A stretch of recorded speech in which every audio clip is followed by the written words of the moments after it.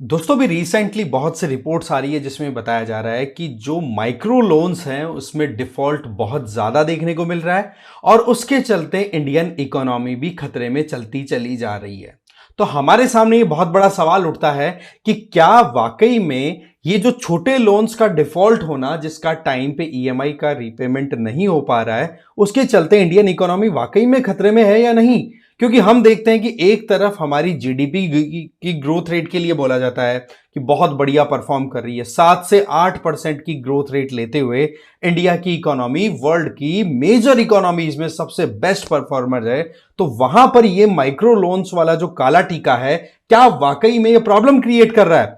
देखो, बात है उस समय की जब आरबीआई ने अपनी तरफ से माइक्रो फाइनेंस इंस्टीट्यूशंस को डीरेगुलेट किया था। दोस्तों, उस समय मिनी लैंडिंग बूम आया था जिसके चलते लोगों को छोटे लोन्स बहुत सारे मिले थे। बट पिछला जो साल गया ना उसमें हालत हो गई खराब और उसमें सबसे बड़ा कारण बताया जा रहा है कि देखो, खेती के लिए फेवरेबल कंडीशन नहीं बनी। तो वही चीजें हम यहां पर देखेंगे कि कैसे ये इक्वेशन बैठ पा रही है। तो दोस्तों, बात कुछ ऐसी है कि आपने इजिप्ट के ये पिरामिड्स तो देखे होंगे जो कि वर्ल्ड फेमस हैं, वर्ल्ड हेरिटेज में इंक्लूड होते हैं। बट पॉइंट इज कि हम इकोनॉमी में इन चीजों पर क्यों ध्यान दे रहे हैं। भाई सीधी सी बात है, जब हम हमारे देश की इकोनॉमी की बात करें, लोगों के हाथ में पैसे की बात करें, तो जो टॉप पे बैठे हैं उन लोगों के पास पैसा तो बहुत है, हाइट भी अच्छी खासी इसी वजह से है। हाइट का मतलब है कि पैसे का आपके पास में कॉन्सेंट्रेशन ज्यादा है बट उनकी संख्या कम है। बट जैसे जैसे आप नीचे आओगे, बॉटम ऑफ द पिरामिड पे आओगे, तो वहां पर आपको वॉल्यूम ऑफ पीपल बहुत ज्यादा दिखेगा। दैट मींस लोगों की संख्या ज्यादा बट उनके पास पैसे की हो जाएगी कम, एक तरीके से क्षमता। तो ऐसे में ये जो बॉटम ऑफ द पिरामिड में है ये हमारे देश की 60% से ज्यादा पॉपुलेशन को ऑक्यूपाई करता है, जहां पर lower middle income rural poors हैं वो इंक्लूड हो जाते हैं। तो ये जो डिस्ट्रेस की हम बात कर रहे हैं ये एक्चुअल में यहां पर है। अब यहां पर एक तरफ तो हम ये देख रहे हैं कि रूरल बैकग्राउंड के जो लोग हैं उनके यहां पर इकोनॉमिक डिस्ट्रेस चल रही है जिसके चलते लोन रीपे नहीं कर पा रहे हैं। वहीं हम जीडीपी की ग्रोथ रेट की बात करते हैं तो वो ज्यादा है। तो ये भी एक सीधा सीधा इशारा है कि इनइक्वालिटी कितनी ज्यादा है हमारे देश में, कि जो मिडिल या फिर हायर इनकम लोग हैं उनकी परफॉर्मेंस जब अच्छी रहती है तो लोअर लोगों की इनकम का बुरा परफॉर्मेंस कोई असर नहीं डालता। ये एक सीधा इनइक्वालिटी की तरफ इशारा करता है। वहीं दूसरी तरफ फाइनेंशियल इंक्लूजन को प्रमोट करने के लिए बहुत सारे इंस्टीट्यूशन सेटल किए जाते हैं जिनको हम छोटे स्केल पे जो ऑपरेट करते हैं उनको माइक्रो फाइनेंशियल इंस्टीट्यूशंस बोलते हैं।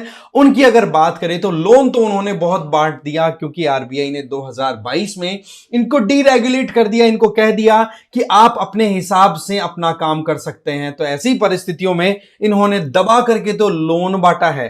पहले आरबीआई की गाइडलाइन सीधी थी कि जी जितनी इनकम है लोन लेने वाले की उसका 50% से ज्यादा ईएमआई नहीं होनी चाहिए। बट आज जो लोन दिए गए उसके हालात कुछ ऐसे हो गए कि आरबीआई ने जैसे ही हाथ ढीला छोड़ा ना, तो दोस्तों 100% जितनी सैलरी का बनता है उससे भी ज्यादा ईएमआई वाले लोन लोगों को दे दिए गए।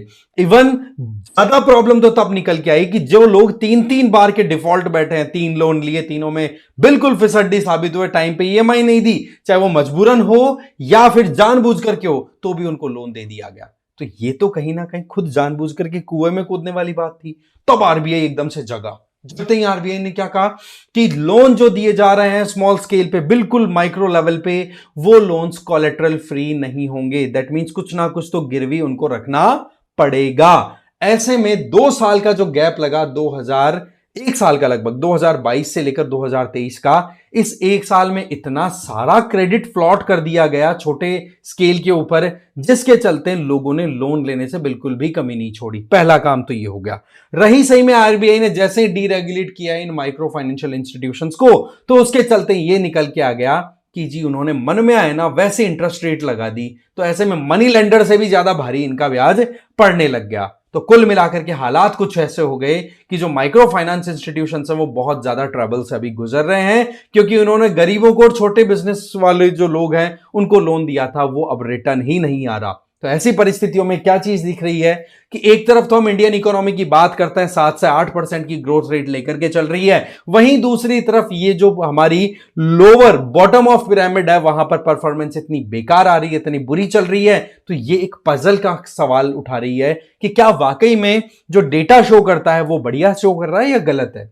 एक जमाना वो था जब बड़े बैंकों के ऊपर NPA, non performing asset, that means कि जो लोन दिया वो लोन आता नहीं था, उनका अमाउंट जो था वो 2 डबल डिजिट में ऑपरेट किया करता था 2010 के आसपास में। तब यह कहा जाता था कि हमारी इकोनॉमी बहुत ज्यादा बुरे परिस्थितियों से गुजर रही है। बट वो चीजें सेटल करते करते अब बड़े बैंक तो मोर और लेस 2.8% एनपीए पे स्टैंड करते हैं। दैट मींस कि जितना लोन दिया उसमें 2% लोन ही ऐसे हैं जो कि मोर और लेस बर्बाद हुए हैं, बाकी रिटर्न मिल जाते हैं। बट वहीं पर ये जो स्मॉल स्केल या माइक्रो स्केल की हम बात करें, वहां पर ये परिस्थितियां बिगड़ रही है ना, ये शो करती है एक तरीके से ग्राउंड रियलिटी को। इसमें एक एंगल मैं यहां पर बताना चाहूंगा कि इस टाइम पर जिस तरीके से महंगाई बढ़ रही है ना, ये महंगाई की वजह से लोगों के हाथ में इतना पैसा बच ही नहीं पा रहा है जिसके चलते वो रीपे कर सके अपनी ईएमआईज। दूसरी सबसे बड़ी चीज क्या निकल के आ रही है कि पिछला जो साल गया वो अल नीनो ईयर था, जो कि हमारे यहां पर मॉनसून के